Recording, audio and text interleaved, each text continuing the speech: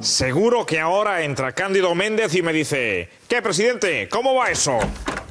Presidente, que te zurzan. Casi. ¿Qué?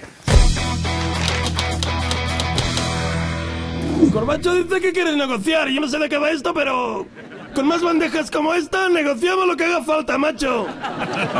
Las de chocolate están deliciosas. Buenísimas, buenísimas. Pasar, por favor.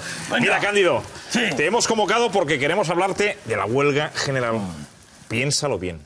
¿Qué ganamos paralizando un día a todo un país? Lo siento, pero la huelga no se desconvoca. No. Si no queremos que desconvoquéis, lo que queremos es que alarguéis la huelga hasta Navidad. ¿Cómo? La Salgado ha estado echando cuentas. Con lo que descontamos a los funcionarios por una huelga tan larga, nos pulimos el déficit fiscal.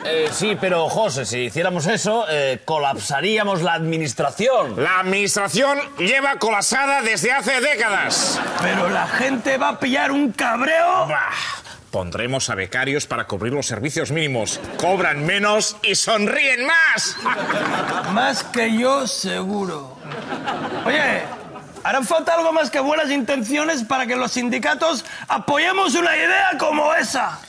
¿Una bandeja de canapés? ¿Pero por quién me has tomado? ¿Tú te crees que yo voy a sacrificar mis ideales? ¿Por 2 bandejas? Hecho. Vale. Ahora mismo voy a convocar una asamblea en el Museo del Jamón. ¿La cocina? Al fondo. Vale, gracias.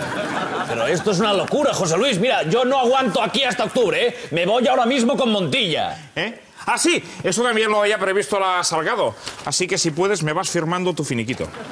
¿Pero qué es esto? 17 días por año trabajado y una mierda. Bueno, es lo que prevé la reforma laboral.